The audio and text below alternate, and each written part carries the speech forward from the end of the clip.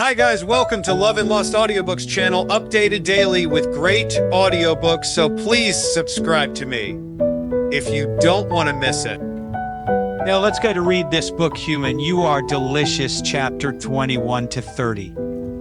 Chapter 10, Vicky.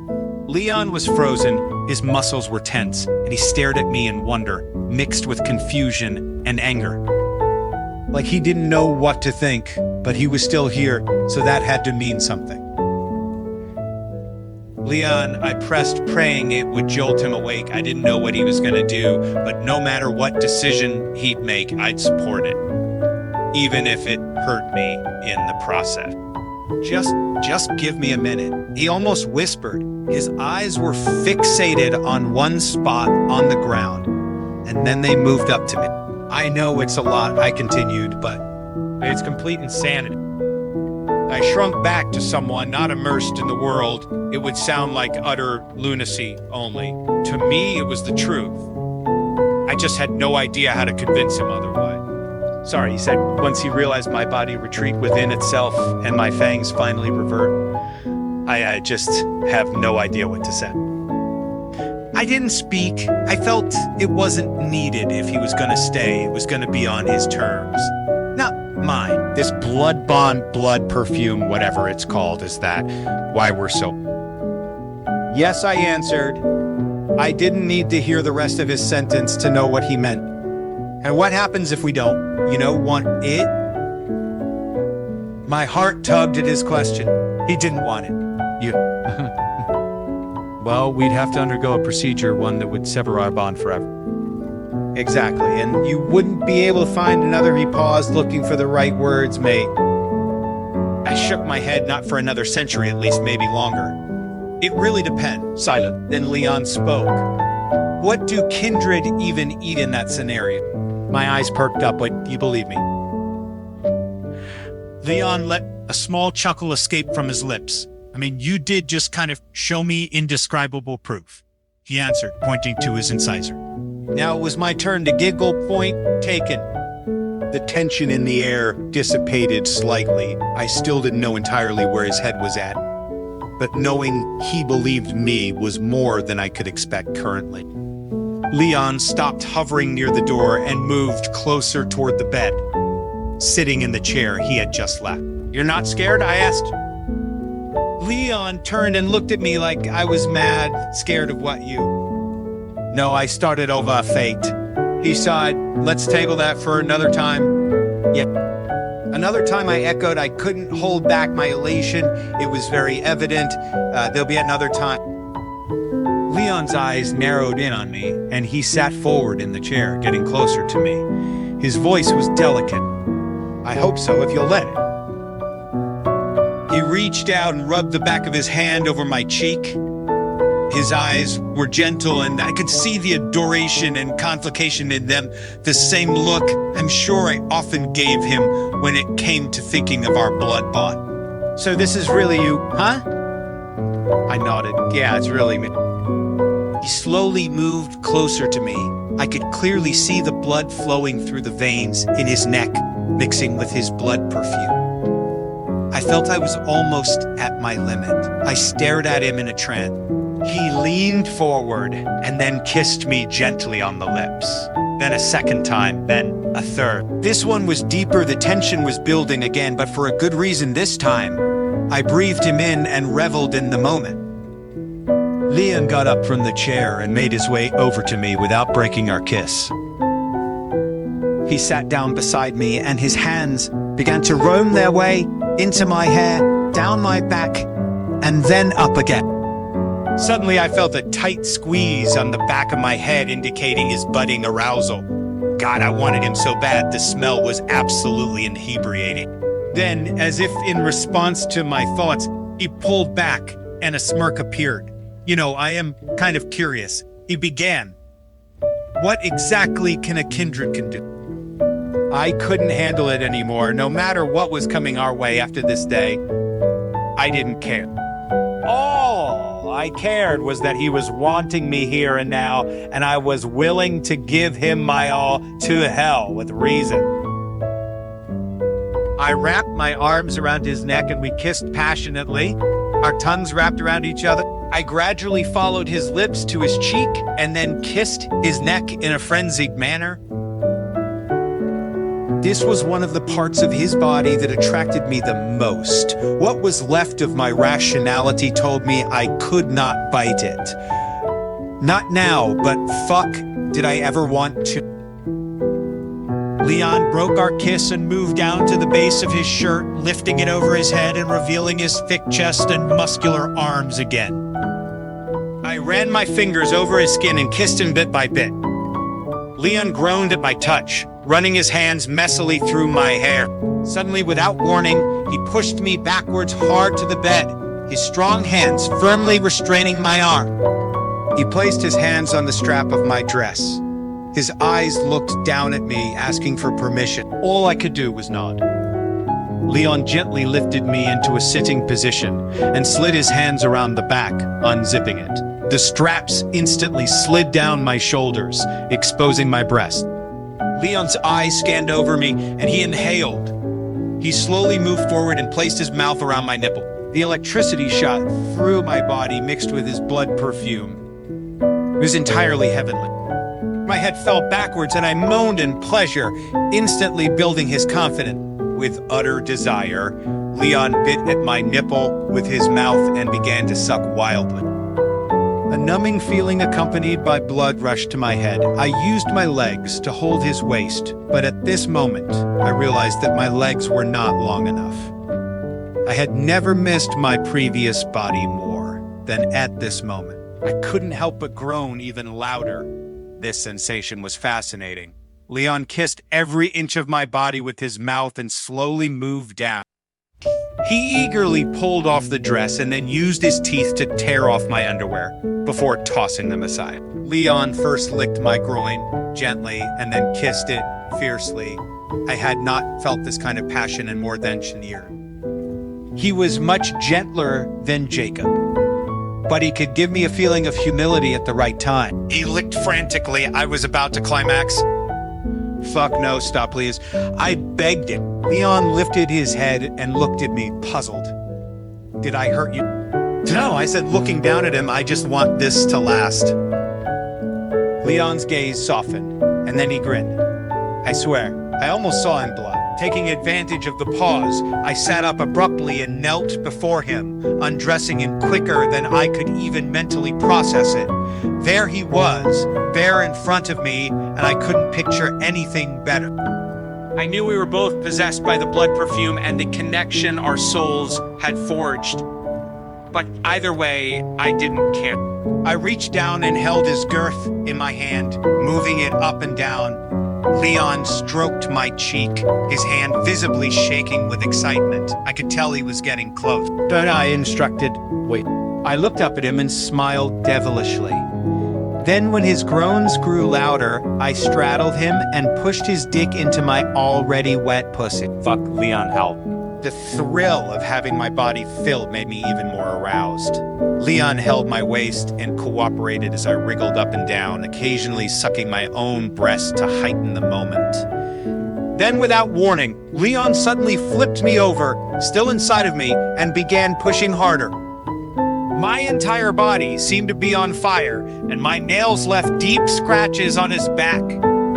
The blood seeping out made me almost go crazy. And now I cried. At this moment, almost on command, a warm current rushed into my abdomen, followed by Leon's low guttural moan. The weight of his orgasm made me unable to hold myself together anymore. I screamed louder than I knew possible and felt my body spasm as I finally succumbed to my yearning, desire, and fell into his arm. Chapter shoot. The elders chirped. Vicky. The sun shone through my bedroom window the following morning, casting a light behind my eye. Didn't want to wake. What if it had all been some dark and sensual dream? I don't know whether I'd be relieved because it would make things less complicated, or if I'd be disappointed because it would make things more complicated. I lay still with my eyes shut, letting the sounds of the birds outside cascade in through the slightly open window, when suddenly my phone rang. I let it go for a minute when I heard a groggy, deep voice next to me speak. You want to get that. I opened my eyes so I hadn't been dreaming. My heart was ecstatic. My head, on the other hand, was in complete disarray. I reached over to my nightstand and grabbed my phone. The screen showed the contact symbol for Kindred. And I sighed before rejecting the call and setting it back down. Everything okay? Leon asked, turning his head to face me. His usually combed back hair was tousled into its natural form, and his eyes were half opened, but either way, he still looked absolutely beautiful. Nothing, I replied more curtly than I anticipated. Just a spam call. Go back to sleep. Leon chuckled as he adjusted the pillow behind his head and tried to push himself up. A painful groan escaped from his lips, and I instinctively put my hands out to help him. No, I'm okay, he assured, placing a warm hand on my arm. Really? It just hurts a little? I think I might have pulled something last night. A devilish grin broke out on his face, and I flipped over onto my side to face him, propping my head up with my arm on the pillow. Is that so? I said as I bit my lip. So there's no way you'd be able to continue. I'd need a tranquilizer soon, but I'm sure I'd make it through another round. Don't tempt me. Leon smiled as he leaned forward. Our lips were inches apart when his phone rang. Both of us groaned as Leon pulled back and looked at the screen. Sorry, he started. I have to take this. He flipped onto his side and answered the call.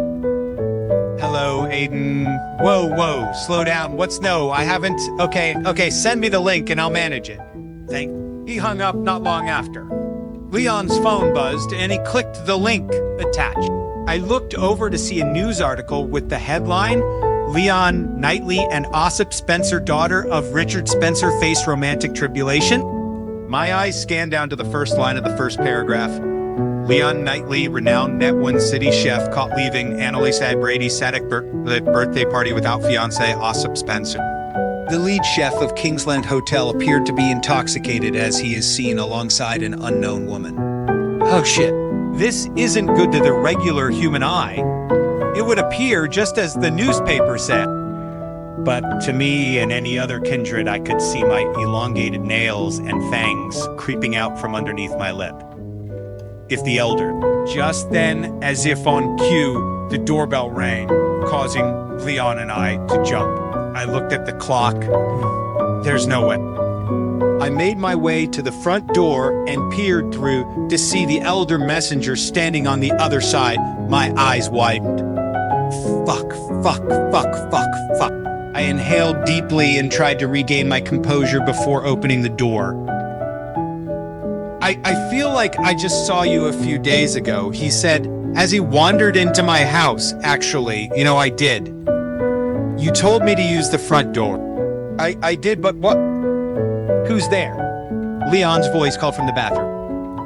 No one, I shouted back, an insurance salesman. An insurance salesman? Come on, Vicky. I thought we knew each other better than that. I have been the elder messenger for over excess year. Elder messenger. I looked to see Leon walking out of the bedroom while pulling his shirt over his chiseled body. Could this seriously get any more worse? Oh, Vicky, you found a blood bond. Oh, I said, looking from the elder messenger to Leon and back. Leon watched me flustering and took initiative, sticking out his hand. Leon, pleasure, I'm Randall. What in the world was happening? Since when was his name Randall and were his fangs fully? Oh, God. I took a step toward the door and closed it gently behind Randall and turned my attention to him, crossing my arms over my chest. To what do I owe the visit? I asked half-heartedly, hoping that he was here for pleasantries and not what I secretly, deep down, knew he was here for. The elders need to see you. It's about certain matters. His eyes moved in the direction of Leon, and I sighed. The news, Randall repeated. They're, how do I say it, not happy. I looked to Leon pleadingly, who simply gave me a half-hearted smile. Top right, he stated, I have to go handle the same matters with Aiden. I'll see you later. I nodded.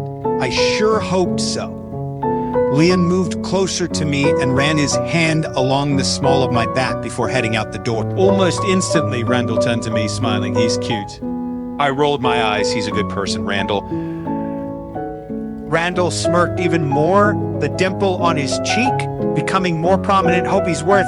Hi, he's saying as he turned on his heel and followed Leon out of the house. I groaned. This was going to be an utter shit show. As soon as we were out of the community, we immediately shifted into shadow form and moved at lightning speed. In less than an hour, we crossed the Atlantic Ocean and arrived at Forda for a long time. Forda was the country where kindred gathered prior to the move to just outside of Anais. The village just outside of Forda was booming with civilians on their phones while grabbing a late brunch. It had its own little charm about it. The houses were made of cobblestone and were separated by more modern square shops. I had heard stories of Forda, but there were really never reasons to be here as a kindred, unless you were in contrast with the kindred law. The elder messengers didn't even visit unless escorting an offender.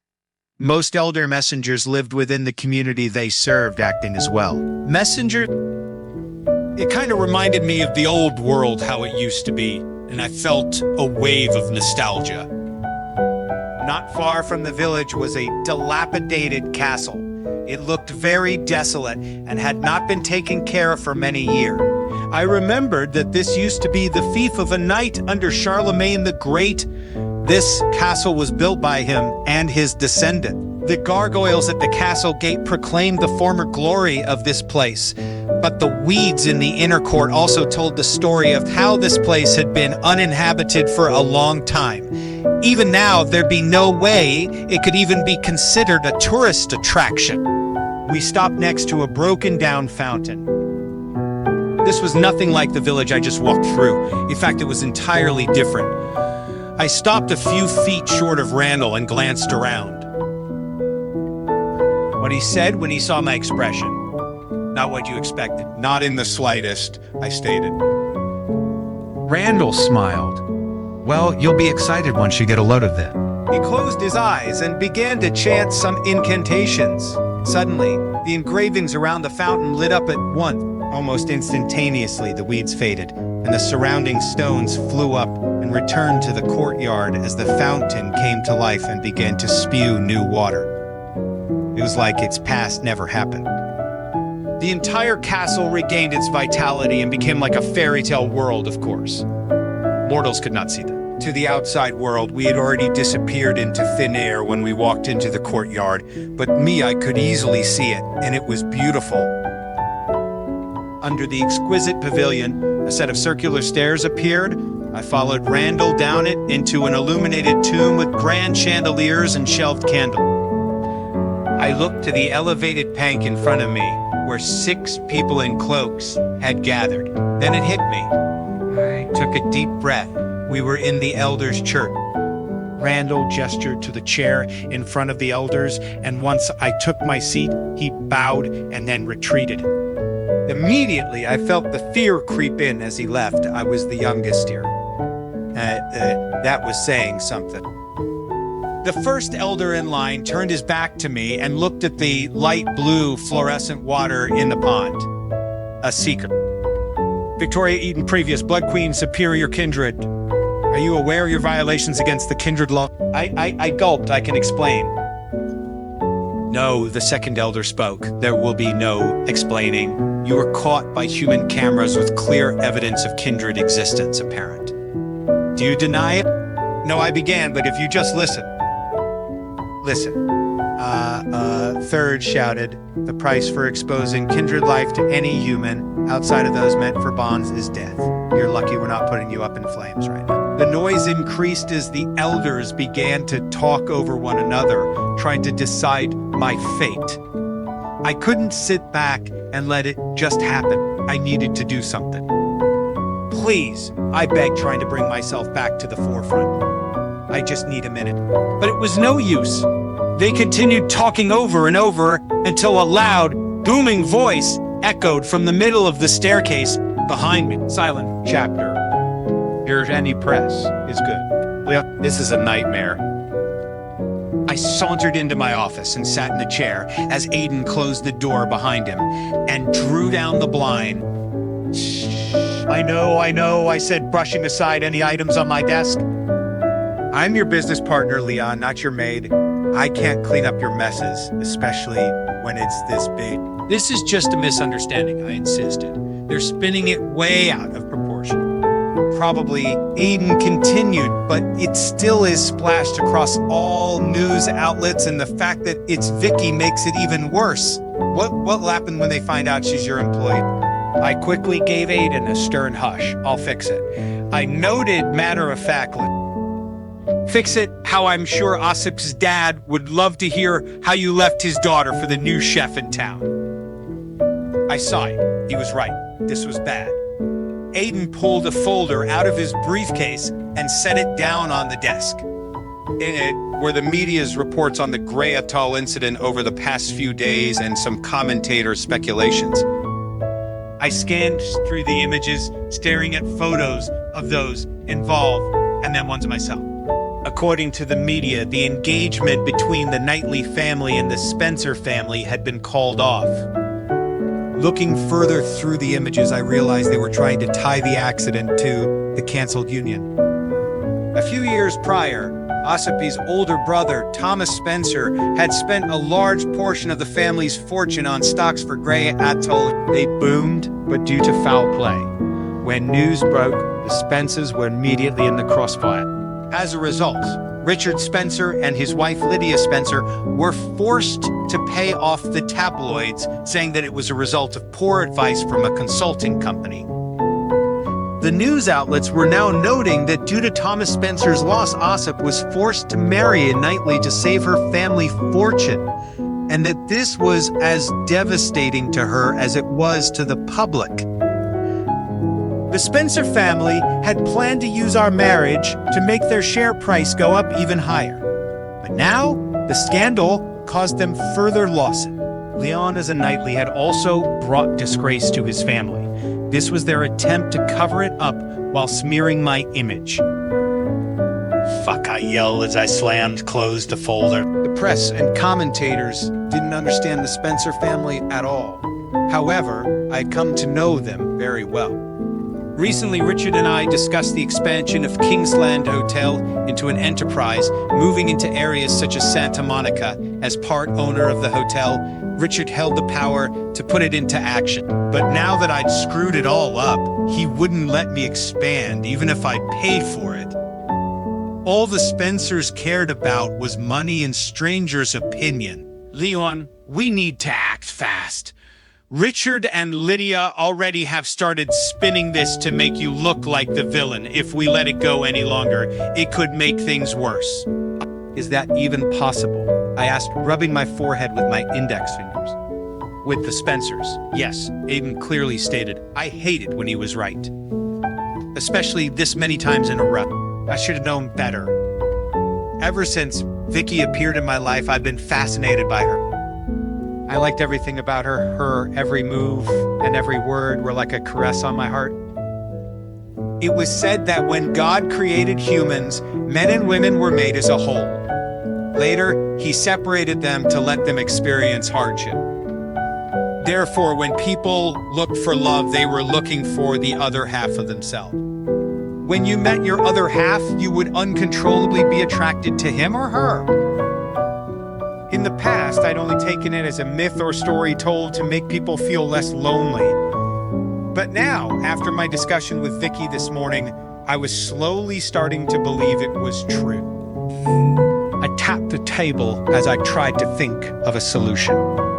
Ossip was probably sitting at home waiting for me to go to her and apologize. It was likely that, or she was at her parents', they'd all presumed so much and thought they had me wrapped around their little finger because they believed they were the key to the most important phase of my career. Once they might have been right in thinking that way, but things were different now. I racked my brain for a way out. The oppressive atmosphere in the office was making me feel nauseous. I needed to get out and think alone. Have Mason fix a time with the media to hold a press conference. Make it clear to them that the media was correct. Ossip and I are over. Are you fucking crazy? Really? Aiden cried out. You want to give in to the bad press? What's the saying? I questioned any press is good press. You know that you're not just risking your future here, Leon, but also mine. Anything you're attached to, I automatically am too. I know, Aiden, I begin. You just need to trust me. His eyes were focused on mine, and he blinked slowly as if he were registering what was happening. I knew it was a big ask, but I needed him now more than ever. All right, he said finally, I trust you. Perfect. Give them a list of questions they should ask, preferably ones we can answer truthfully, while also leaning into our strength. Additionally, have Mason set up a live stream date. You know how social media works. I want negative voices silent. All right, Aiden hummed. But there's one more thing you should know. Several brands want to terminate their collaborations with us. Some of them even requested compensation.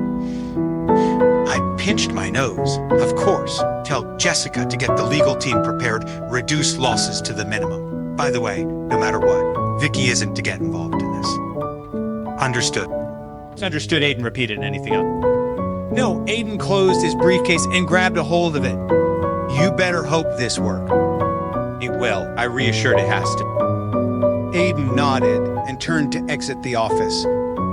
With that, I sunk into my chair and rested my head in my hand. How did I get here? Everything was a mess, and I was just hoping that something would stick to get me out of it. Before I knew it, I drifted off, and my mind wandered to thoughts of the past. Leon, I could hear my mother's voice echoing in my ear. It was so familiar, as if I had only heard it yesterday. Oh God, please, Leon, don't take him away from it. Madam, please move aside. His heart rate is too slow. We have to give him an injection. I could feel a soft mattress-like surface underneath me and opened my eyes slightly. My mother stood beside me in my bedroom, crying. A high fever for an indiscernible reason had put me in a stupor for 4 days. The Knightley family had sent doctors to treat me. They tied me with various strange instruments, but none of them worked. If the medicine I was injected with this time couldn't reduce my fever either, they would probably give up on me. My mind was fixed, thinking of how I wanted to stay, only so my mother wouldn't be left alone. I reached out and tried to touch her, but I was immediately stopped by the doctors. They grabbed my wrist and gave me another drip. I couldn't tell if it was the effect of the fluids or my own willpower, but my fever almost instantly subsided. And after a day, I completely recovered. And ever since then, I've been able to read minds. Whether it's been a blessing or a curse is still up for debate. My brain then scattered another scene. Soon, the hazy figures transformed into humans, my mother and Ossip. They stood in front of me, smiling. Ossip looked to be about capital, and my mother looked so happy. Leon, this is Ossip Spencer. Her father is one of your grandfather's old friends. Hello, Ossip said as she extended her hand with a calm expression, but I could hear her thoughts relaying back to me, addressing my physical appearance and already planning how she was going to win me over. Hi, nice to meet you. I shook her hand politely. The scene changed again. I was now at a dinner table. Before the meal ended, I learned all there was to know about Ossip, her family. What about me interested her, and so on. I also learned that we were set to be married. Everyone cheered at the table, especially my mother, and I felt a wave of displeasure pulsing through my system. The last image was of Ossip. She stood in the kitchen of our newly bought home with her hands on her hip. What is it? Am I not attractive enough, Leon? For the millionth time, Ossip, I just can't do this. I can't marry someone I don't love. I saw the hurt in her eyes, I believe. That at one point she did love me, but once she heard those words, it was as if a switch turned off and she no longer cared for me or my happiness. She'd rather marry into a loveless marriage with me than have her family reputation tarnished. And I felt bad for her. Just then, a knock on my office door woke me from my sleep, and I sat upright in my chair. Yep. I called out to the closed door. I rubbed my eyes as I waited for the person to enter before stretching my arms upwards. I winced at the pain, forgetting all about my wound, and quickly straightened myself out. Just in time for the door to open. Hey, a small sheepish voice came in. Can we talk? There's a chapter go, kindred law. The thunderous voice boomed through the cavern, instantly alerting the council of its presence. I turned and looked to find Lord Tiberius standing tall and proud in his stature. He was a tall, built man with long gray hair that was tied into a low bun. The hood of his brown overcoat hung behind his neck, and his eyes shone a brilliant green. His presence was as commanding as they said. We as the council need to come to a decision as a group, not individually. Now, remove your hood. The 6 other elders followed his request and pulled back their hoods to showcase their faces. Each of them appeared the same age they were when they turned. Some looked older and some looked younger, but together they were flawless. Lord Tiberius descended the spiral staircase I had just entered in on and approached me. I felt the weight of his power. It was heavy and domineering. His gaze focused on me. I couldn't register his emotions. His face was entirely stoic in its approach. I braced myself. If he was my deciding factor, I was fucked. Victoria is it Vicky. I corrected him once I found my voice. I changed my name last century. Got it. Well, Vicky, he said with complete confidence. His aura was beyond anything I had ever encountered before, one of a true leader. Why don't you join us at our table, and we'll discuss your matter further in comfort, shall we? He gestured toward a circular table that sat off to the right of the room, underneath a sheath of candlelight. I selected a location and watched as Lord Tiberius and the other elders approached and took their seats. In addition to being the actual leader of the kindred, Lord Tiberius was the highest elder of the court and one of the oldest kindred alive, but you wouldn't be able to tell that from his chiseled jawline and perfectly smooth matcha skin. His sole purpose was to maintain peace and prosperity between and for all kindred. Just from his countenance, I could tell that he was a respected leader that could command hundreds of battlefields when needed. But right now, I was just hoping he was willing to listen to reason. Once we were settled, Lord Tiberius rested his hands on the rather large armrests of the wooden chairs and turned to his fellow elder. Now, I don't know about all of you, but I don't like to discuss business on an empty stomach. And frankly, I feel like I haven't eaten since Junshin Owen. At this, the elders turned to look at Lord Tiberius. One sat up in his seat, his purple eyes bright and wide against his pure white skin, and looked at his older companion. Lord, if you don't mind. I do mind, Zerger. Food first, then discussion. Lord Tiberius clasped his hands together, and in came 2 servants with dishes. They set down several options of food in front of us, and then they retreated, only to return moments later with wine. As they poured each individual glass, Lord Tiberius smiled as he began to cut into his food. I was unsure of what to do, watching the other elders begin to warily follow suit. I wondered just how customary it was for this to happen during court ruling. During my last century before becoming an elder, Lord Tiberius began, not taking his eyes off his plate as he spoke. I was fortunate enough to travel a lot, meet a lot of interesting individuals when I was in this local shop in Italy. Actually, I ran across this dish called Heavenly Desire. His eyes then lifted up and met mine. You'll see why when you taste it. I hesitantly took a small piece and placed it in my mouth. Instantly, the flavor touched my taste bud. Oh my God, the soothing texture made my body relax, and the slightly sweet taste made it definitely a unique delicacy in the world. seeing my expression of enjoyment. Lord Tyrrus smiled once we finished our dishes. The servants returned to pick up empty plates and then left once more. I'm glad you enjoyed yourself, Lord Tiberius stated. Thank you, sir, I said, still uncertain of what was happening. I wanted to ask more questions, but in a time like this, a meeting with the elders, it was most likely best to remain silent. Lord Tiberius then looked to his fellow council members and back to me. All right, then he began, sitting up in his seat.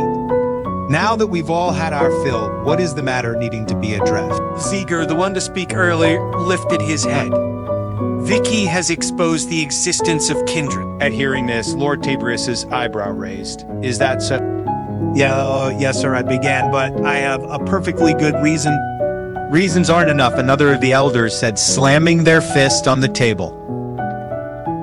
It was a woman who looked around field but was more or less her. There is no reason to bring kindred life to light. Do you know how many people you've put in danger? Yeah, how many kindred and human bond lives are at risk if the humans find out about us?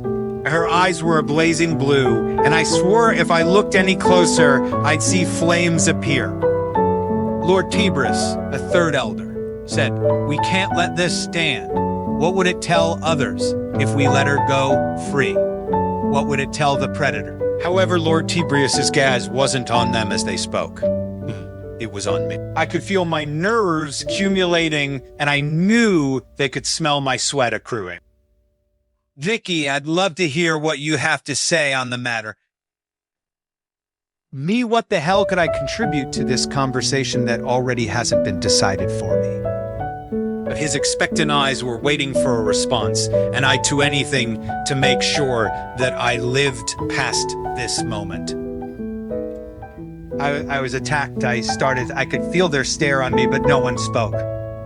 I got a position at Annalise's party as a personal chef.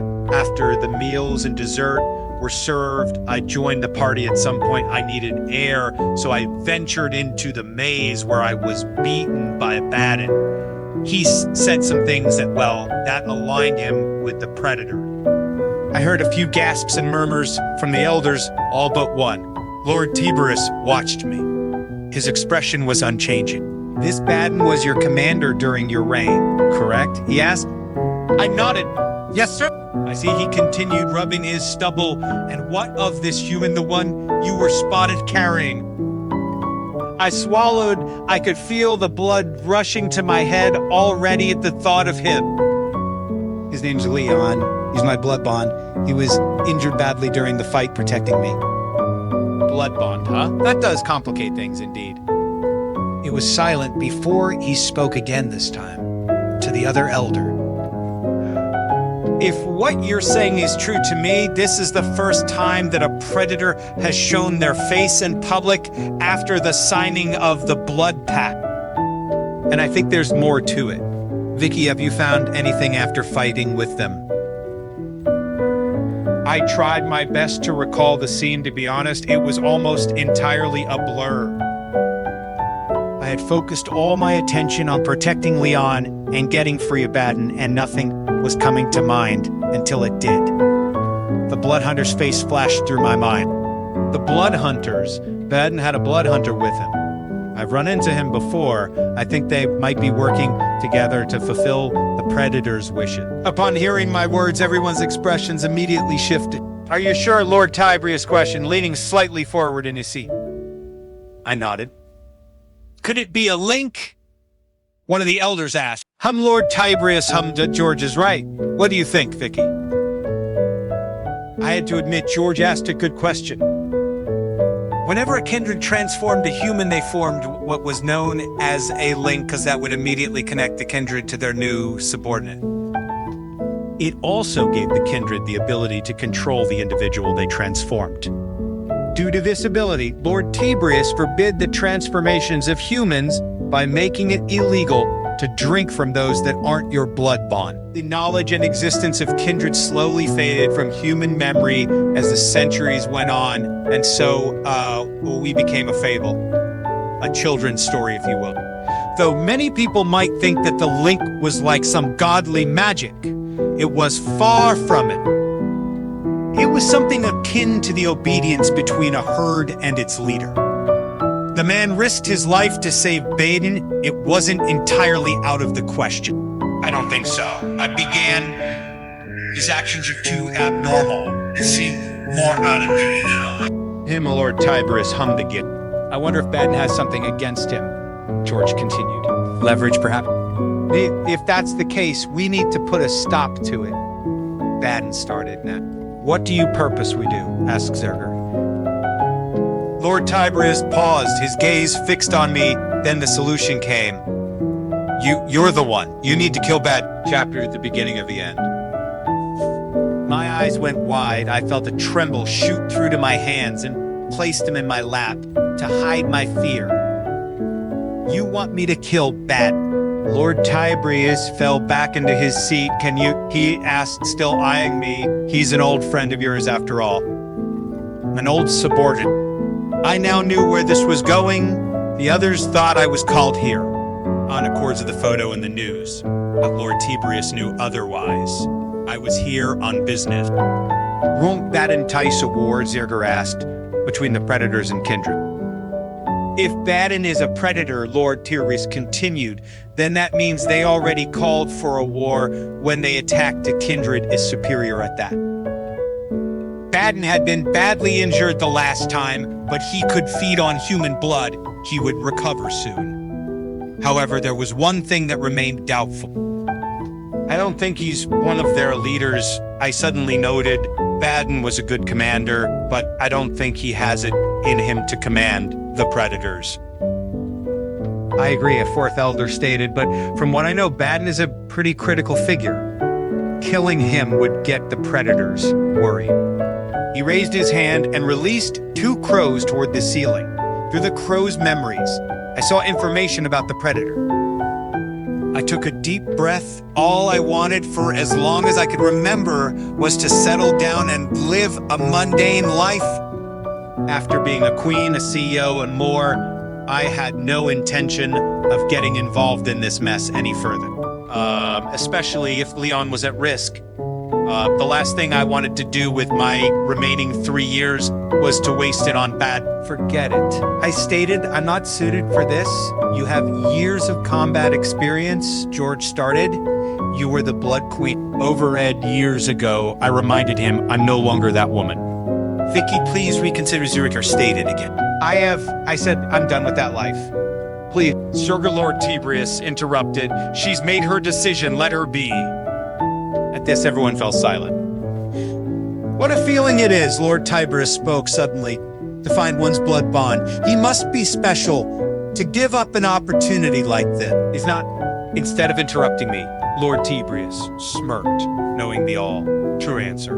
Leon had changed me, and as much as I wanted to say my decision was entirely for myself, it was only half true. Go back and enjoy life and love and forget the rule break for now. Do it again. And we might not be so forgiving. I know. And the pit in my stomach as I stood and ascended the stairs was enough to consistently remind me. On the way back to New York, I kept thinking about what Lord had said. I didn't know when it started, but I was growing more attached to Leon, and it wasn't just the blood bond anymore. I felt that he had become a part of my body, and I wouldn't forgive myself if anything happened to him. However, I had only 3 years left before I had to go back to sleep, no matter how much I cared for him, unless he committed to the blood bond. Even then, I wasn't entirely sure that was what I wanted. I had grown accustomed to my life, and after Jacob, I wasn't sure how I could trust anyone on that level. Again, reason told me that it was just a crush, that this would all pass. All kinds of memories flooded my mind again. For me, my best choice now was to enjoy the present. As Lord Tiberius said, I should put aside responsibilities and let time solve all my problems. But the queen in me, the courageous, loving, and battle-wielding queen, was screaming to get out. Although I was only out of town for a day, I missed my home in Newton City. Immediately after taking a shower, I began to search for the recipe for the food I had in the elders' church. I didn't know much about baking, so I had to learn from the beginning, from preparing ingredients to sending them to the oven. There were so many steps. The preparation was the most difficult part. When I was making it, I felt like an ancient alchemist, and it was the only way for me to truly lose myself and forget all of my worry. The night passed quickly. After finishing, I climbed into bed and prepared myself for my first shift back the next morning. When I walked in the front door of the Kingsland Hotel, Leon's blood perfume instantly hit me.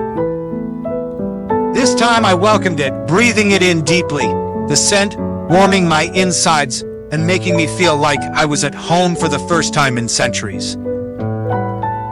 Except it never grew stronger. The entire day passed, and I didn't see or hear a word of Leon. In fact, come to think of it, I hadn't spoken to him since our departure the morning prior. After my shift, I decided to check his office. When I approached the door, it swung open, and out walked Aiden. "Oh, Vicky," he said upon seeing me. His voice was quieter than I remembered from the party, and he had bags beginning to form underneath his youthful eyes. "Good to see you. Look, I wouldn't go in there right now. Leon's, well, he's not in a good place." Oh, Mass, what's wrong? He's having it hard with Ossip currently. He's not taking any visitors, maybe come back tomorrow. Yeah. I nodded. I knew he wasn't going to let me in. Not while he was standing here. Yeah, of course I agreed. To this, Aiden seemed satisfied. He gave a curt nod, did up his suit jacket, and then took his leave. I waited a few solid minutes before looking behind me and turning the doorknob to Leon's office. "Aiden, I swear this better be goo." Leon immediately noticed me and his speech cut off. "Hi," I said sheepishly as I entered the office and closed the door behind me. No response. Well, Aiden told me you've had a rough day. I thought I could lend an ear, maybe help in some way. "I'd rather not talk about it," he said, his tone cold and distant. I walked closer and took a seat in the chair across from him. "I saw the news, Leon. It's everywhere, and kind of hard to admit." No response. "What happened?" Leon sighed and set down the pen he was holding in his hand. His notes were almost illegible, but I looked down and noticed a page titled, Image Rebranding. Ossip's family, they've spun the story about us, said that she was marrying me to save her family from ruin, and that she was heartbroken at the discovery or something of the sort. Internally, I was fuming. How could someone so blatantly lie and feel okay with themselves? Yeah, I bit my lip to keep myself from showing my true emotions toward Ossip. It was the last thing Leon needed right now. Leon stood from his seat and walked around his desk. I spoke to her. He continued to Ossip. My mouth dropped slightly after all this. He spoke to her. We mutually decided to call off the engagement. Something happened. She said her parents had been behind everything.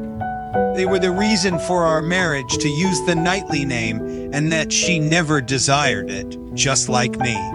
The story leaked. She had no part in it. "And you believe her?" I asked. Leon took a moment, but then he nodded. I did. That was all I needed. If he trusted her, I suppose I could too. I mean, I barely knew her, so who was I to judge?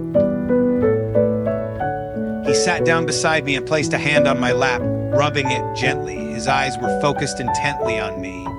"Are you okay?" "Yeah," I sighed. "Just a lot to do with the elders' church." It still felt foreign, sharing my world with a human. "The elders' church," Leon started. "Do I want to know?" I shook my head. "Probably not now at least." Leon nodded and then patted my leg with his hand before standing. "You hungry? I'm just about to wrap up here." I smiled at the idea, but something inside me was still nagging, like our connection was telling me he wasn't telling me everything. You sure you're all right? I pressed lightly. I've heard I'm a pretty good listener. I'd like to help. He looked up at me and forced a smile. I'm fine, just give me 2 minutes. Leon grabbed his jacket and put some items away in his drawer. The nagging persisted. There was something he wasn't telling me. Drop it, he said, more like a gentle warning than anything. I've had a ton of stress today, and I'd honestly just like to enjoy my time with you.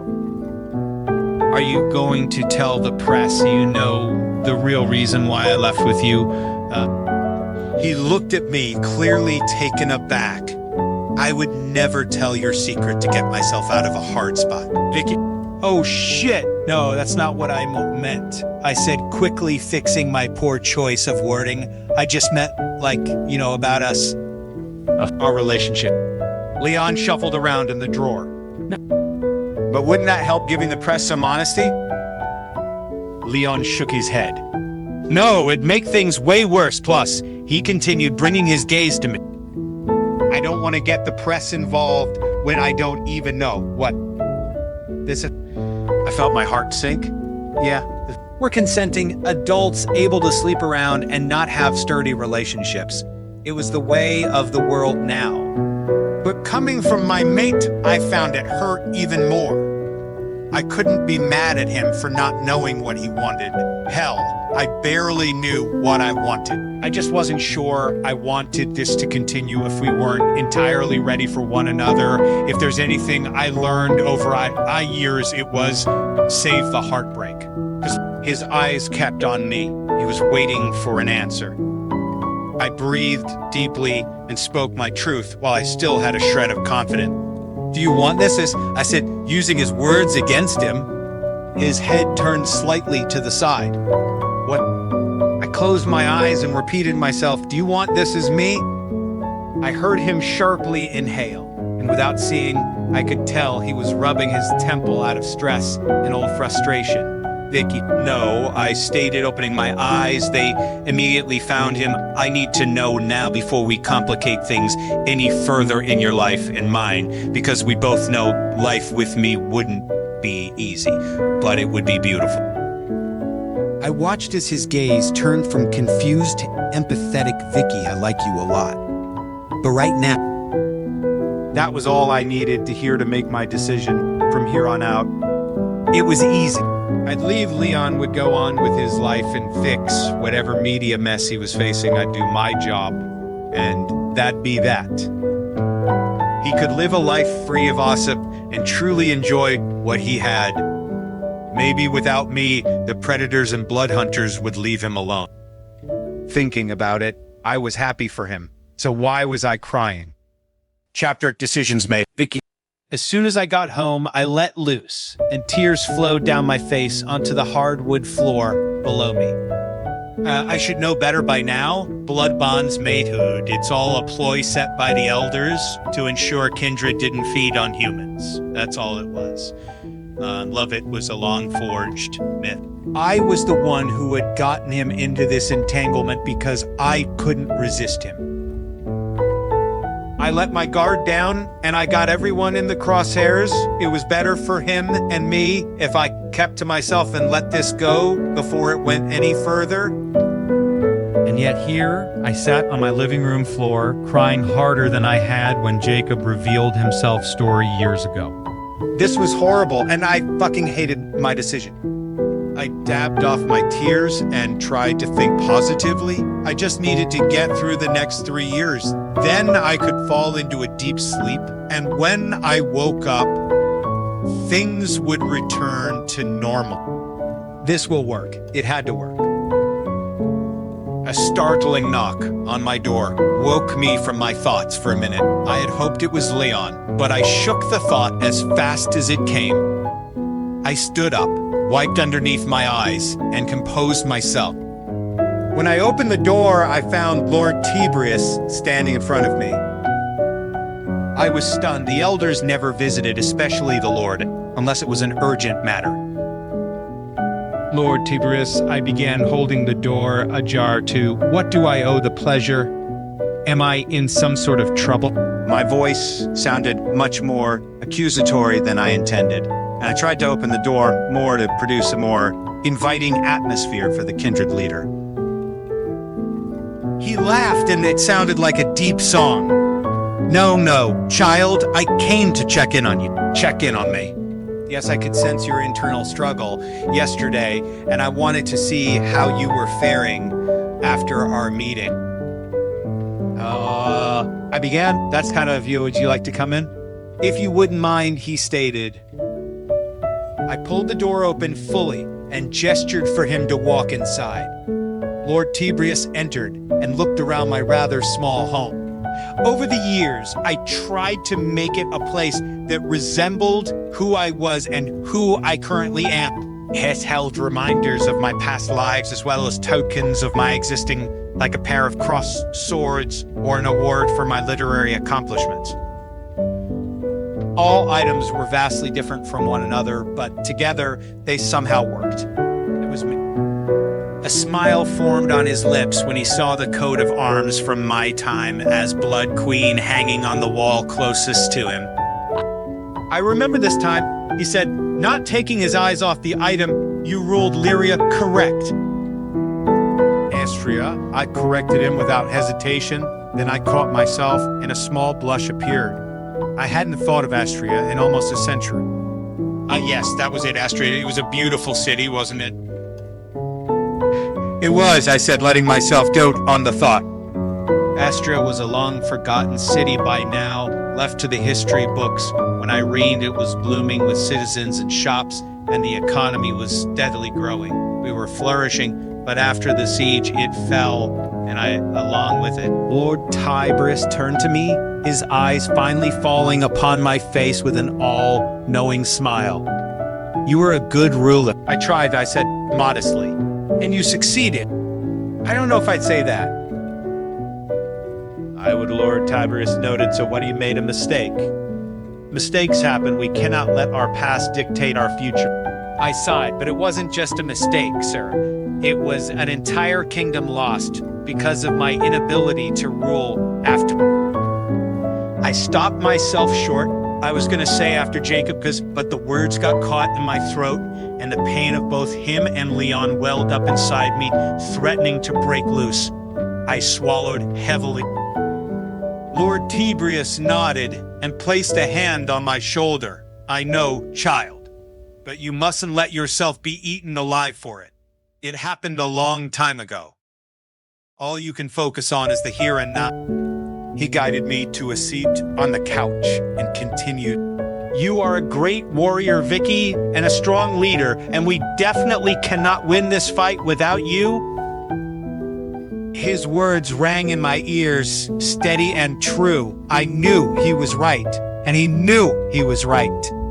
It was just a matter of admitting it to myself and out loud. I can't, sir, I'm sorry. Can't or won't. I trembled both, I answered. They've targeted him. If I Lord Tiberius hummed, I see now. You don't want to fight to protect your mate, and there was no need to answer. Not many people know this, but I had a mate once.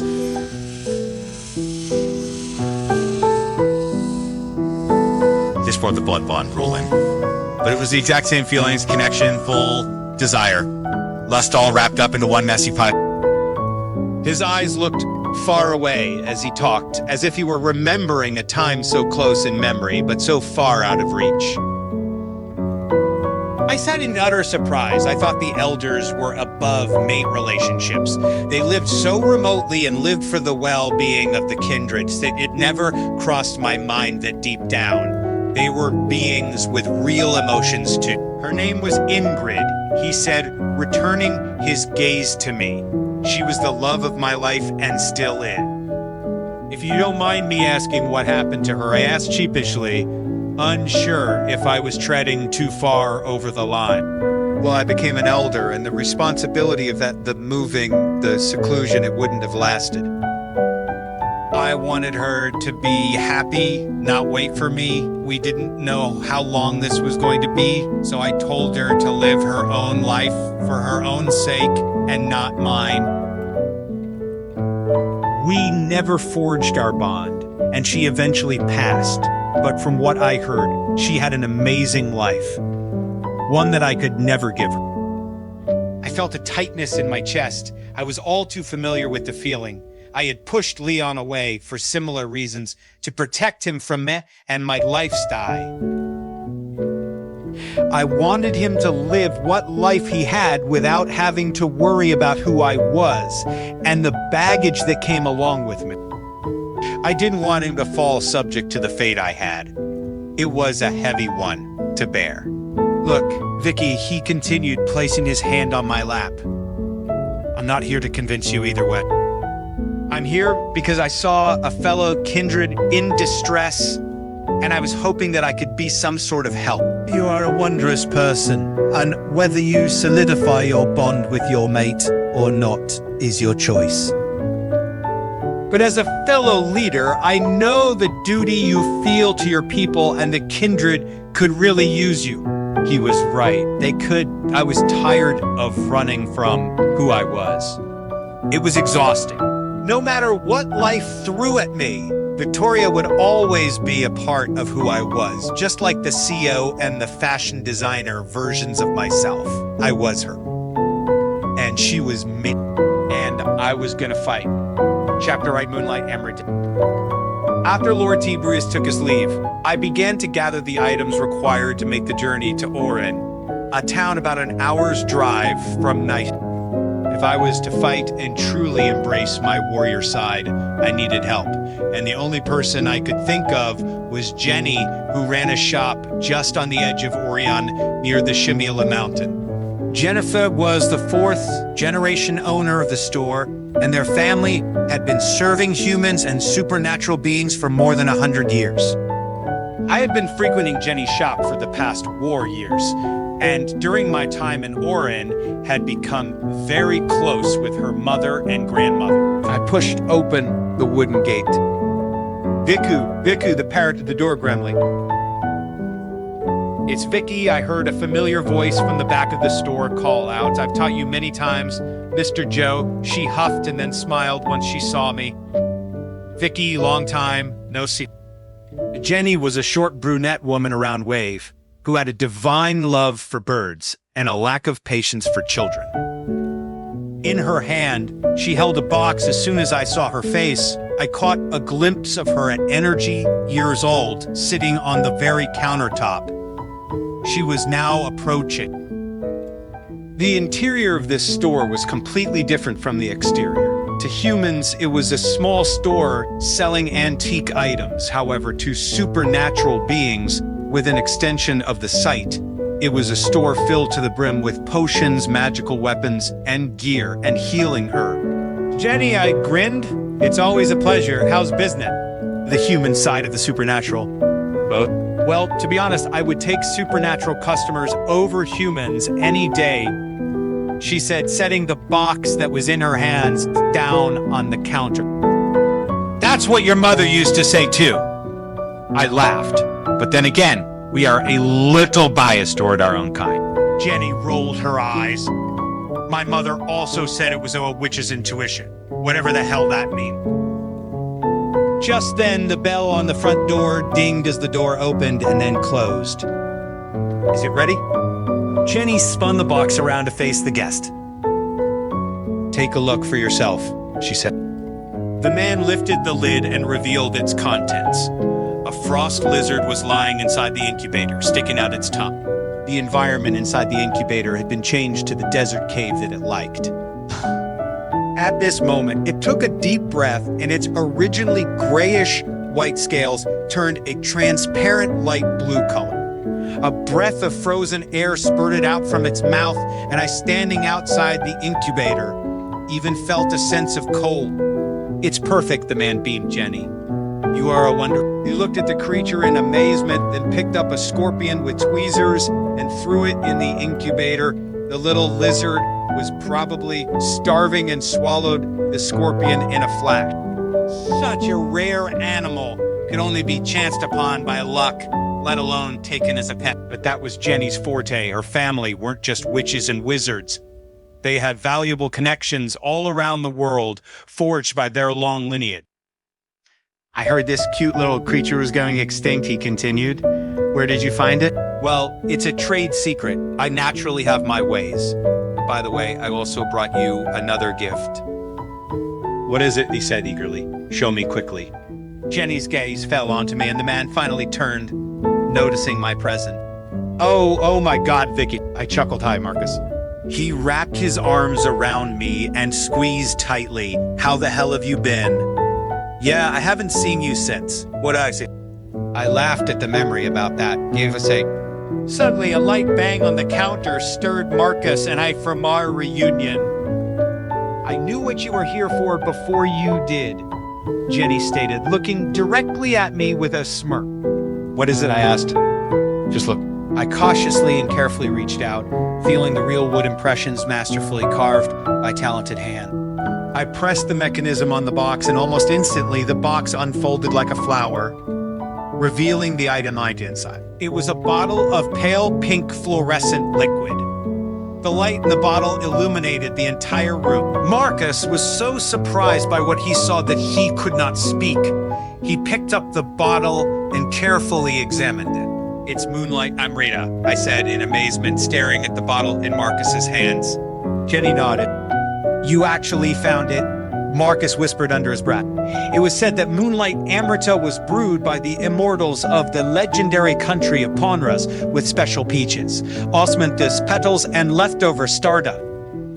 Even in Ponras, only very few could have it. Not to mention that the country originally existed only in the legend.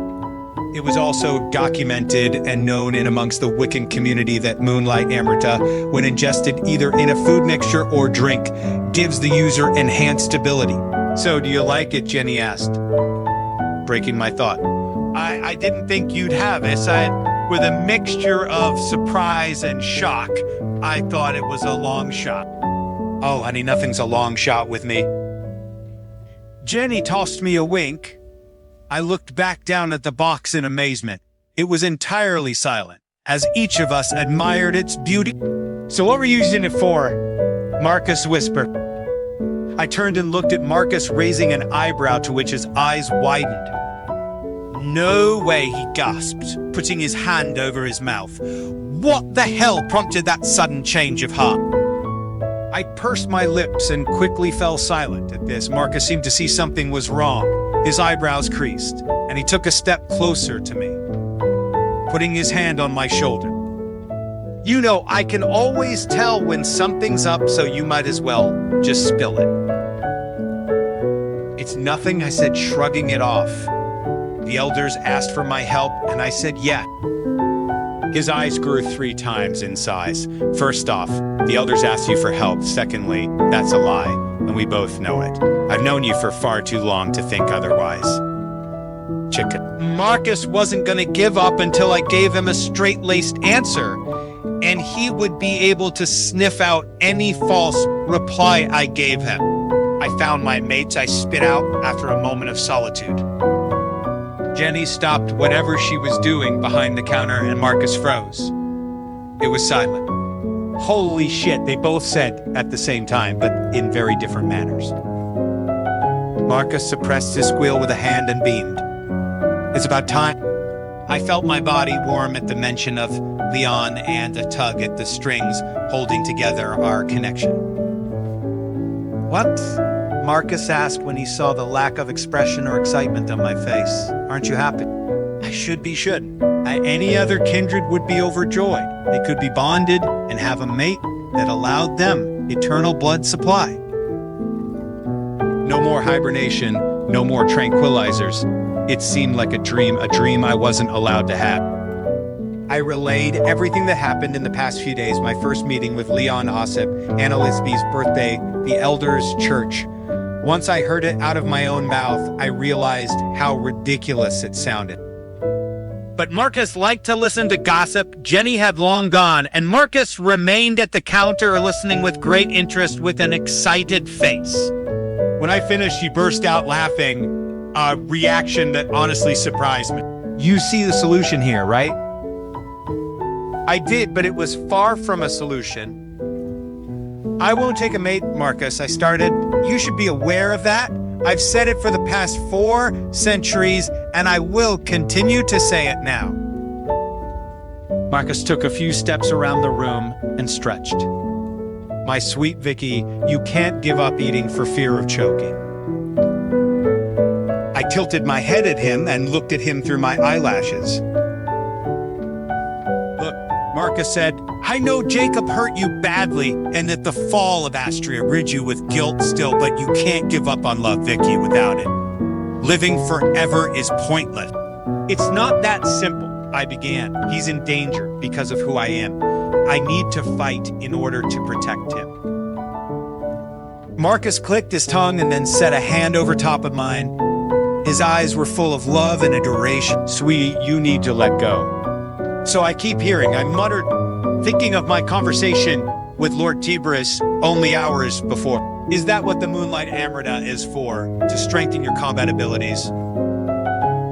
I nodded. It's the only way I can be sure I stand a chance after all. I haven't had a reason to fight since Astrid.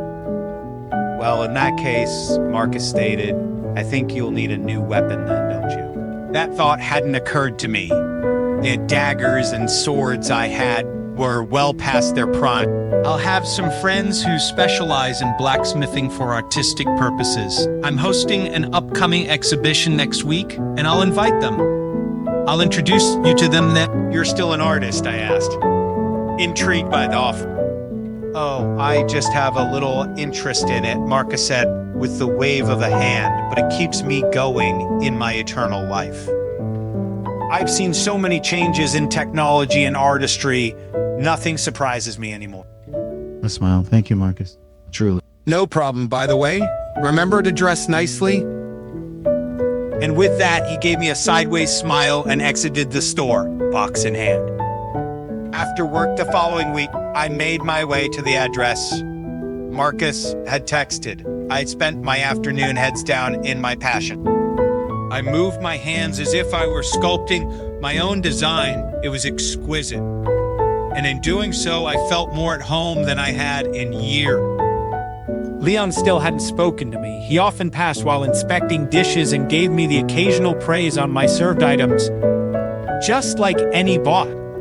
Sometimes I swore I could feel his gaze on me. The smell of his blood perfume didn't lessen. In fact, since our night together, it had only grown, and I knew if I could sense the intense connection between us, he could too. The art exhibition was held in an art gallery not far from the Kingsland Hotel. I had re-wore Aspa's dress from Annalie's birthday. I didn't expect her to want it back anytime soon. And the dirt stains from my fight with Ben came out after a few washes. I opened the large glass door and entered the building that was more luxurious than I could ever imagine. The walls were stark white, contrasting the exploding colors of the paintings lining them. And among the artwork were sculptures of varying sizes and shape. Hundreds of people stood around the artwork, gossiping and communicating about the varying possible meanings of each display. I adjusted the chain link bag on my shoulder and wandered over to where most of Marcus's fairly normal art collection was displayed.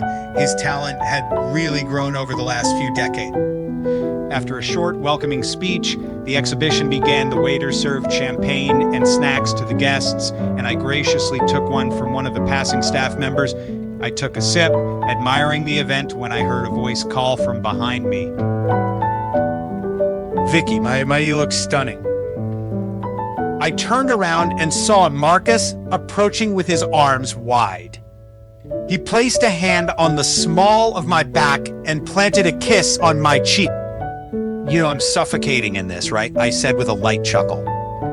Marcus smiled, of course, dear, but it looks magnificent on you. Green is really your color. If only he knew where the outfit came from. Here, come with me. He said they're in the smoking room. I took a large sip of the champagne and set the glass on a passing waiter's tray. I needed all of the confidence possible right now. Marcus led me to a large wooden door that stood against the white backdrop and pushed it open. Inside, two well-dressed middle-aged men sat in two armchairs smoking cigars. Their suits were pristine, their beards perfectly trimmed, and it was easy to tell their place in society. Gentlemen, Marcus started with a smile, instantly capturing the attention of the laughing men. This is my friend M's Vicky Eden. Vicky, meet the men that will ensure your victory.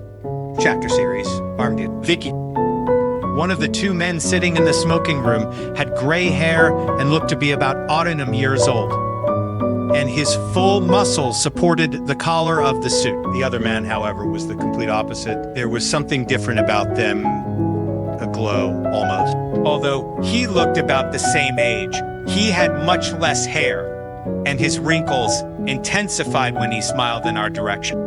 The two men rose to greet Marcus as soon as they saw him, and they even considerately extinguished the cigars in their hand. Marcus, it's wonderful to see you again. The first man began. Thank you for having us featured in your gallery this evening. I know my grandfather would have dutifully appreciated it. Oh, your grandfather was only one of my closest artist companions, Devin. It's the least I could do, especially with the talent that runs in those veins. Marcus then turned to look at me, the steel sculptures out in the entrance. They're only some of Devin's newest pieces. Beautifully created. Oh, quit it, Devin said with a flitter of his hand. It's nothing, really. I honestly think it could have been better, but the pains of an artist, I suppose. At this, the three men chuckled, and I wrapped my arms around my waist to shield myself from the impending imposter syndrome. I felt standing in this room. Vicky, Marcus said, turning his attention back to me. This is Claire Mullins and Devin Mullen. Their grandfather used to own a blacksmithing shop in Newton City back in the early Dintrets. Hello, Ems. Vicky Claire, the elder of the two, began, sticking his hand out to shake mine. It's an honor. The honor's all mine, I smiled. Your sculptures, they're beautiful. Devin flashed me a grin. Thank you. You're too kind now. Marcus tells us you're looking for something one-of-a-kind design. His eyebrows lifted, noting the underlying message behind his words, as he took another drag of his cigar. I do, I replied, unsure of what else to say. Has Marcus spoken to you? He gave us insight, but not logistics, Claire noted, putting out his cigar in a nearby ashtray. I looked to Marcus, who shrugged. Hey, I said, I get you in the door. I don't know anything about your shit with the elders. Claire's eyes widened. You're working with the elders. Yeah, he whispered, shouted. Wait, they knew who the elders were. I looked closer at the men. That glow, they weren't human, they were shifter. I nodded. Oh, well, then you'll need something fantastical. Devin continued emphasizing the last word, making almost sound magical within itself. The elders are no joke, and whatever you're helping them with won't be either. Don't I know it? I mumbled low enough under my breath that no one else could hear. Well, if it's for the elders, Claire started pulling another cigar from his pocket and lighting it. Then we can whip something up special here. He reached into his pocket and pulled out a card. Call us in Hall. Days. We'll have it ready for you. Oh, thank you. I stated, taking the card from his hand. It was plain white, and to the naked eye would appear blank. But I knew better. I tilted it under the low light in the room, showcasing holographic text on it. Mullins Blacksmithing. Fits, huh? Marcus said, leaning into my ear. It did, and it was one of the more clever ways. I saw hidden businesses in the supernatural realm. Thank you, gentlemen. Marcus noted, placing his hand on the small of my back once again. Now, if you don't mind, I need to get back to my guests. Please enjoy your time in the praise of your beautiful pieces. I'll wire you payment for the event and Vicky's items as soon as possible. I opened my mouth to protest, but before I knew it, I was getting guided out of the room, back into the gallery. Marcus, I began. No, he said, stopping to face me as the door closed behind us. This is my treat. After all you've done for me in the past, I owe you. You've saved my ass more times than I can count. plus these two, and I have a long-standing relationship. I'll get a good discount. I couldn't agree with this. Once Marcus got an idea in his mind, there was no changing it, and his all-knowing stare told me that I didn't even stand a chance against him. Then his eyes darkened as he looked to me from under his eyebrows. All I ask, he continued, is that you use these art pieces as well. And when you do, make sure to kill him. After the exhibit ended, I stayed to help Marcus close and clean up from the festivities. Although the staff took care of a majority of it, we needed to make sure everything else was picked up and order that, and it was the least I could do. I think that's the last of it I said as I gathered the unsold paintings. Thanks, Vicky, Marcus stated, dimming the lights to the studio. I shot him a smile anytime. Silence overtook us, and Marcus dwindled as he grabbed his bag and other items. Then he stopped mid-stride and looked at me, curiously. Vicky, is it worth it? Yeah? I turned my head to the side and gave him a quizzical expression. Is what worth it? The bond, you've always told me, as long as I've known you, that you weren't going to forge another bond even if you met your mate. So, what makes this one different? I wasn't expecting this. That was a hard-hitting question, one that I hadn't even thought of myself. What did make Leon so different that I would even consider building another blood bond? I smiled and didn't respond, but my eyes gave away my true emotions as they brimmed with tears. Marcus probably guessed what it was and set down the items in his hands, immediately walking to me and pulling me into a sturdy and strong embrace. Shy, she whispered, rubbing my hair soothingly. Don't cry, chica. It'll all work itself out. I don't know what to do, Marcus. I sniffed. I was probably staining his suit with my tears, but I knew he didn't mind. It just felt so good to let it out. My connection with him, I can feel his pain. He's in as much distress as I am, but I am so at odds with myself. If I don't follow through, I'm heartbroken. If I do, I could be heartbroken. And it would also put him in immense danger with the predators and blood hunters around. At this, my voice cracked and I broke out into more tears. Marcus stopped petting me and pulled me from him, his hands remaining on my shoulders while he looked directly into my eye. My sweet, sweet Vicky, my courageous Victoria, you are the strongest woman I know and the bravest in battle and in light, and you will overcome this. If anyone can defeat the predators and blood hunters, it's you. And in terms of your bond, I will give you a word of advice, and you need to listen to this and listen to it good. Life is shit, and we have an extended amount of it. Don't waste it dwelling on the past. I nodded and sniffed. Marcus took his thumbs and wiped the running mascara from underneath my eyes there. He said gently, much better. I gave him a weak smile. Thank you, Marca. Marcus pulled me into one more giant hug and takened it with a squeeze. You'll be all right, kiddo, he said soothingly. I know you'll crush whatever you do, figuratively and literally. I responded with a more genuine smile this time. I needed this more than Marcus knew, and even though it'd probably be another few decades until I saw him again after tonight, it was good to know I at least always had one constant in my life. I huffed and shook off my emotions. I turned to grab the paintings I had set against the wall during my cry fest and lifted them, sticking them under my armpit for leverage. I was going to be okay. Things would be okay. As long as I moved forward, I'd figure things out as they came. Only I didn't know in the moment how literal those words would be. Seconds later, when I looked up and saw Leon standing in the gallery with the door coming to a close right behind him. Chop your tough choices. Vicky, there was no right or wrong in a relationship. There was only mutual accommodation, tolerance, and trust.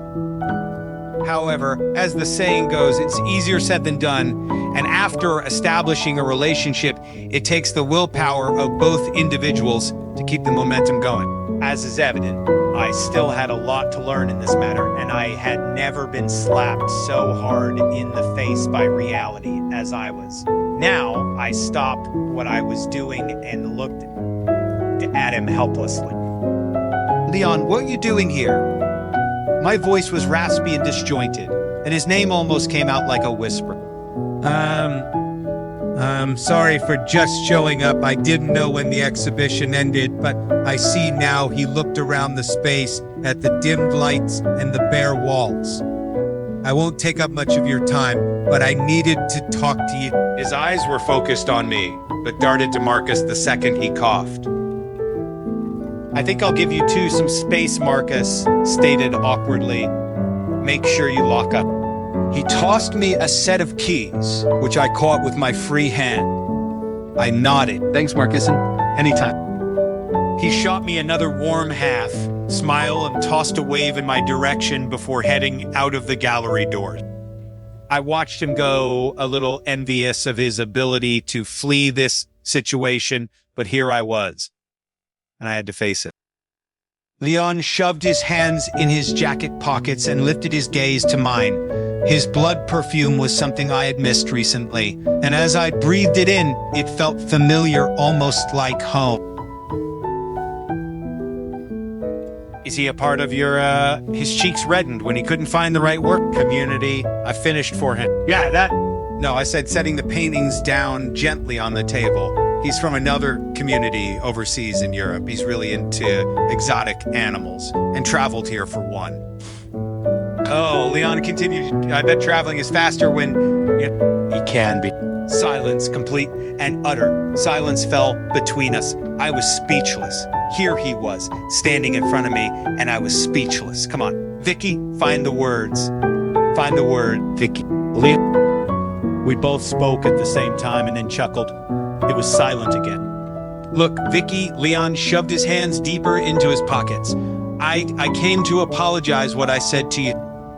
It wasn't fair. I shouldn't have said it. And this whole week, I've been trying to find ways to say something and to talk to you about everything, but every time I got up the courage, I decided to compliment your stupid dishes.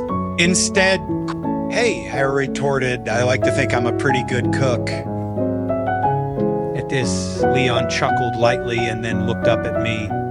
His gaze trickled to mine. You're a great cook. Thanks, I murmured, unsure of how else to respond.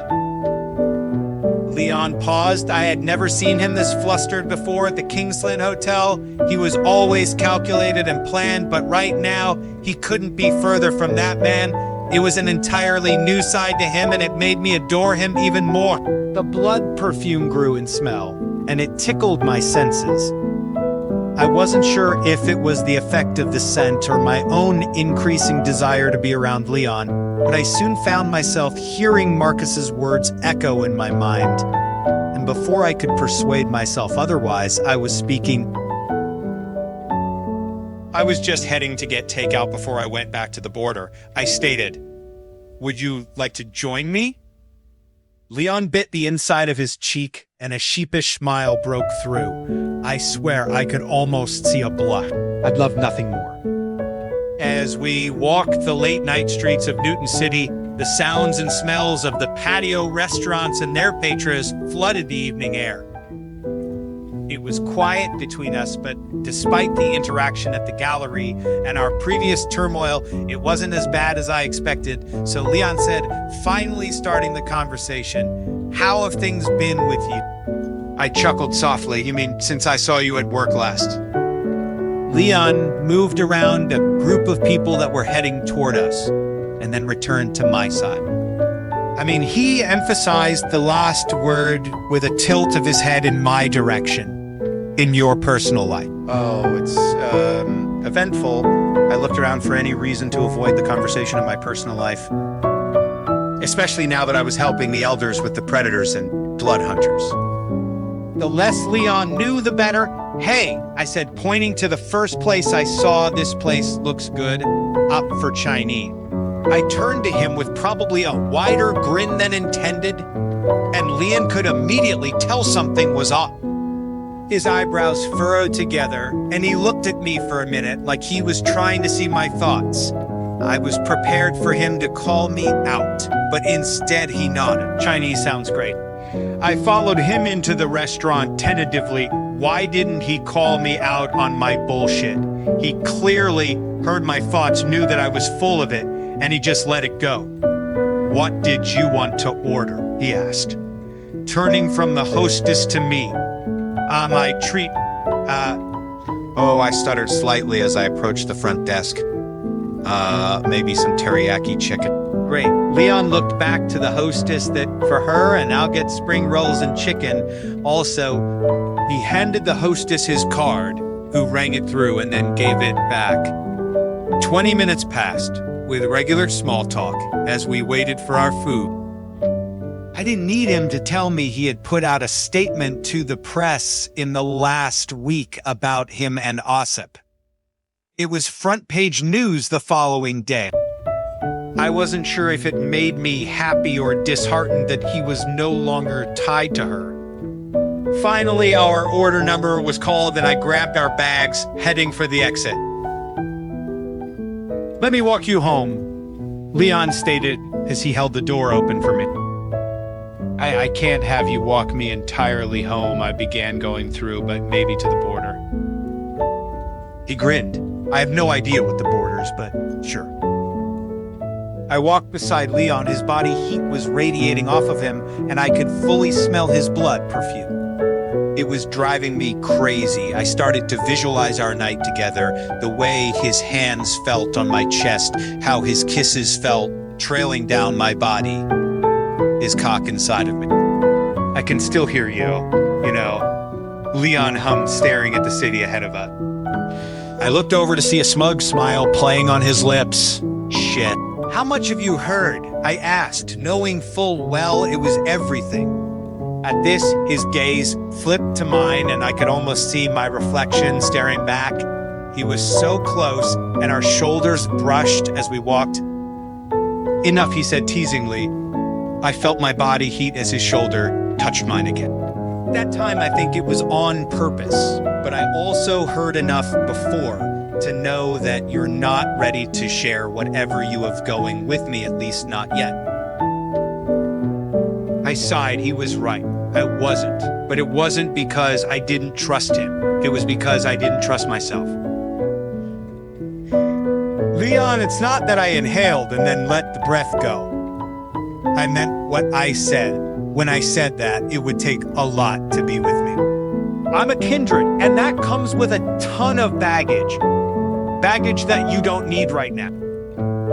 He stopped walking. How do you know what I do and don't need? I halted and turned to face him because that day in your office told me all I needed to know. Well, clearly you don't know me then, do you? He said, somewhat standoffish. Was he truly getting offended right now? He was the one who came crawling back to me, not the other way around. I was perfectly content focusing on getting things together at home, and then this stupid connection pulls me right back in. No, I don't, I said, catching him off guard with my bluntness, and you don't know me either. We know nothing about each other, and maybe that's how we should leave it. He scoffed and then muttered something under his breath that I couldn't hear when I pressed my anger, becoming slightly more visible. He turned and looked me dead in the eye. I said, I shouldn't have come. Obviously, it was a waste of time to try and change your mind about things. So whatever, run if you want to. I'm going home. Leon began to walk in the opposite direction of where we were heading, and in spite of my frustration and vexation, my heart ached like it was crying out for him. I watched as he took one more step and then paused. What was he? Do you understand how hard it is to be around you? He asked abruptly, spinning back around to face me. His eyes were darkened, and I could hear the passion in his voice. I looked at him intently. I did know, just as hard as it was to be away, something he was experiencing right now. Every day at work, I have to see you, instruct you, treat you like you're one of my staff, when in all reality, all I want is to pull you into me and breathe you in your scent. Your being, I couldn't process what I was hearing. Was Leon really divulging his feelings to me right now in the middle of Newton City? After an argument of all things.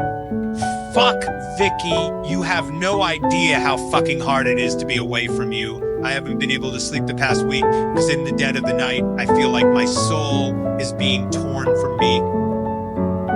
He took steps closer to me as he spoke, his passion intensifying. These feelings I'm having, it's like I'm outside of my body. Every time I see you, it just grows stronger and stronger, like I'm being pulled toward you with no control of my own, and I just fucking can't breathe until I see you again.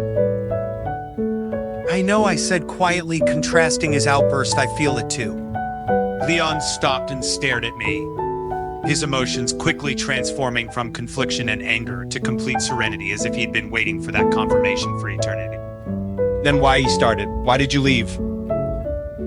I could feel them. Tears began to build in my eyes, and I felt it as the first one spilled out and dropped down my cheek because I don't know if I can do it again. I'm scared. Leon rushed to me and wrapped himself around me, pulling my head deep into his chest. God, he smelled so good, so familiar. It instantly soothed me. I'm scared too, he whispered into my ear. I'm terrified. I have no idea what's happening to me, but something is telling me to go along with it, to let it happen. And I'm trusting that. I backed myself away from his embrace and gazed up into his eyes. Those beautiful, beautiful eyes.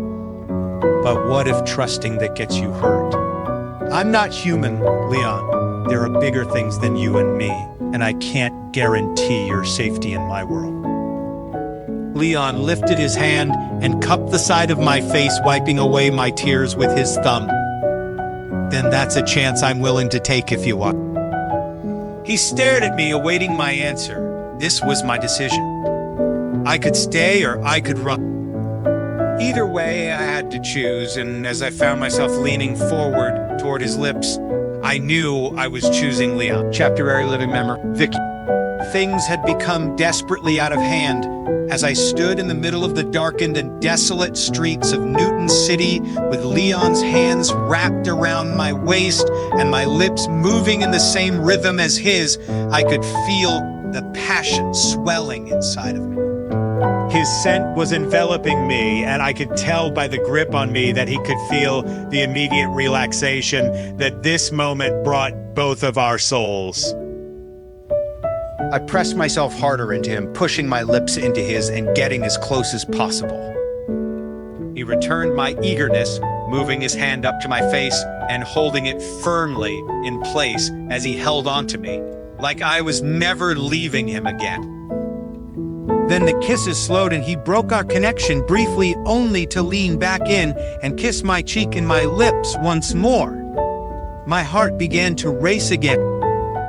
There is nothing I want more than this, he murmured against my mouth, but we shouldn't really do this in the middle of the street. We might get charged with indecency. I stopped and looked around us, letting out a small laugh. Newton City at this time of night was quiet, but not quiet enough that we soon wouldn't be alone anymore. I pulled back and nodded. Come stay with me tonight, Leon suggested, pressing his forehead against mine and staring down into my eyes. I wasn't a question, but more of a statement. He already knew my answer. His breath touched my face like it was giving me extra kisses before being whisked away into the wind. For this moment in time, I was able to forget everything happening with the elders, the predators, and the blood hunters. I was focused on Leon and Leon alone. The way I felt hugged by his words, his touch, and his smell just solidified it for me. And soon enough, we were hailing a cab and driving to his apartment. Eventually, the cab pulled up to an incredibly high apartment building, most likely pushing master floor. I looked out the window, watching the glass structure get closer and closer, and then vanish.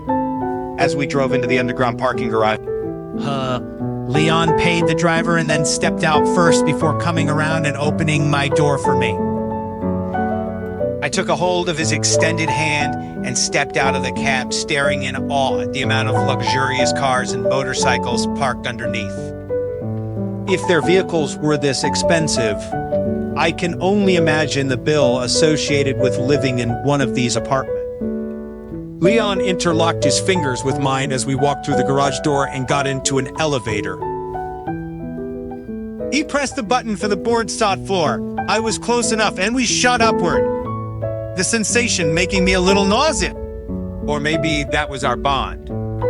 Finally, the elevator doors opened and we stepped into an exquisite lobby, decorated with gorgeous artwork, dark shining tiled flooring, and hidden lighting fixture.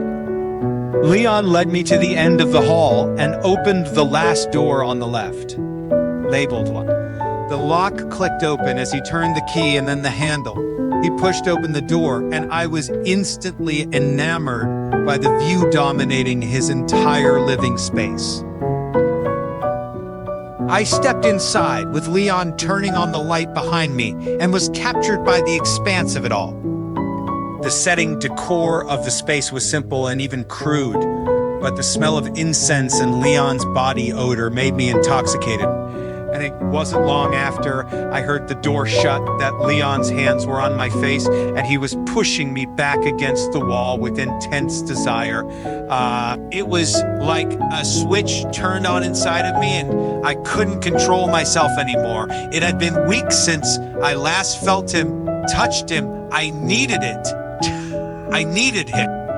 Without warning, I took off his shirt, revealing his muscular body in front of me.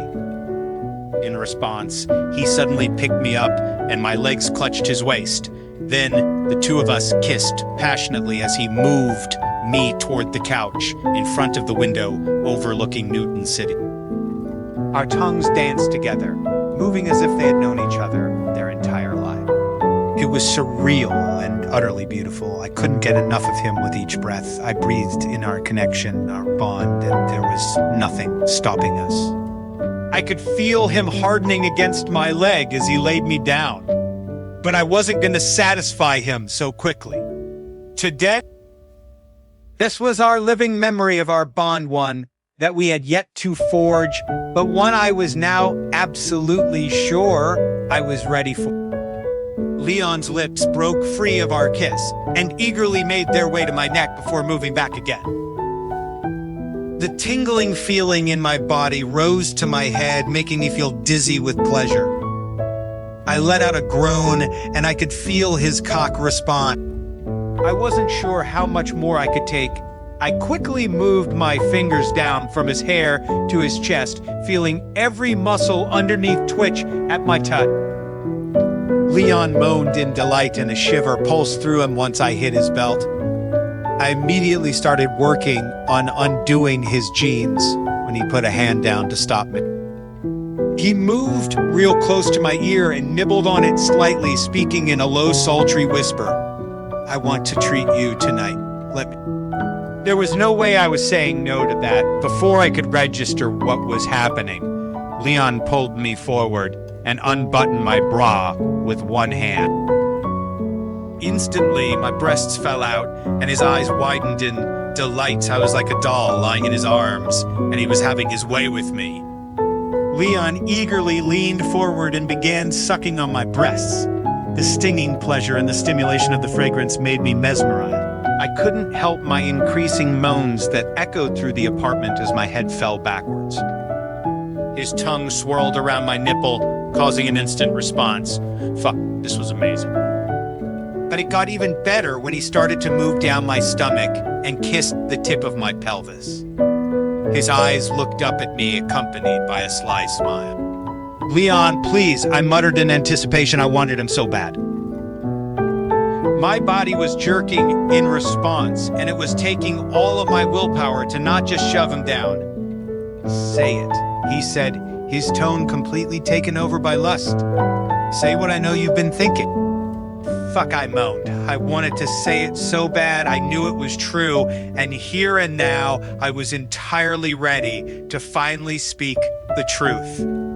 I love you. His grin grew wider and his eyes lit up before turning dark again. Good girl. Leon spread my legs apart with such force, they bounced off the side of the couch, and before I knew it, he was going to work. I could barely breathe. I had never been so enraptured in my entire life.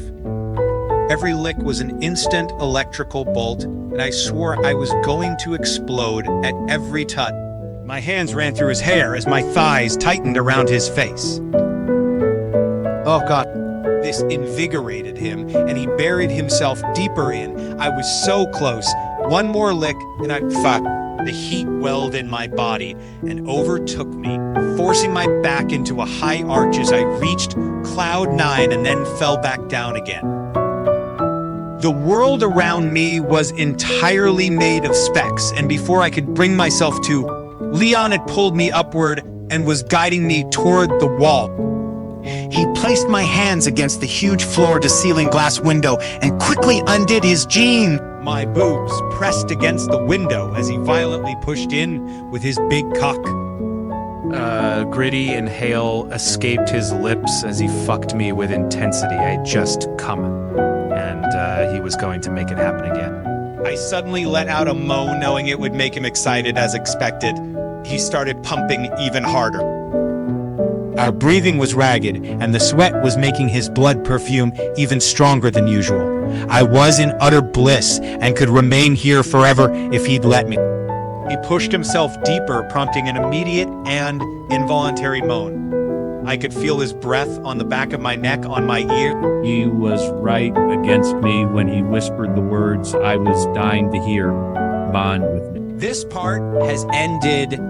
Thank you for listening. If you would like to continue listening to the next part, please let me know by leaving a comment.